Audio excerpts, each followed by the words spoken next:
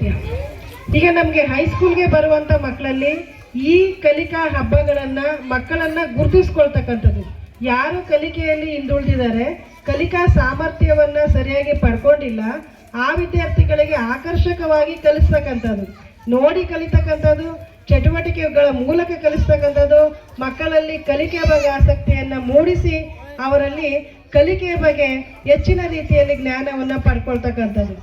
ಇದು primary school ಅಂತಕ್ಕಂಥದ್ದನ್ನು ನಾವು ಬುನಾದಿ ಅಂದರೆ ಬೇಸಿಕ್ ಅಂತ ಕರಿತೀವಿ.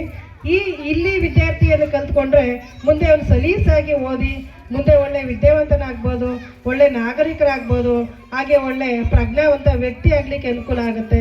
ಹಾಗಾಗಿ ಆ ನಿಟ್ಟಿನಲ್ಲಿ ಇಲ್ಲಿಂದನೇ ಕೂಡ ಆ ವಿದ್ಯಾರ್ಥಿಗಳನ್ನು ಗುರುತಿಸಿ, ಎಷ್ಟು ಜನ ವಿದ್ಯಾರ್ಥಿಗಳು ಕಲಿಕಾ FLN ಕೊರತೆ ಇದೆ, FLN ಕಲಿಕಾ ಮಟ್ಟವನ್ನು ಸಹ ಕಲ್ತಿಲ್ಲ, ಅದನ್ನು ಗುರುತಿಸಿ ಅವರಿಗೆ ಆಕರ್ಷಕವಾಗಿ ಕೆಲವೊಂದು ಚಟುವಟಿಕೆಗಳನ್ನು ನೀಡಿ ಹೇಗಾದರೂ ಮಾಡಿ ಅವರನ್ನು ಕಲಿಸಿ ಅವರ ಮುಂದೆ ವಿದ್ಯಾಭ್ಯಾಸಕ್ಕೆ ಅನುಕೂಲ ಮಾಡಿಕೊಡ್ಬೇಕು ಅಂತಕ್ಕಂಥದ್ದೇ ಇದರ ಒಂದು ಮುಖ್ಯ ಗುರಿಯಾಗಿದೆ.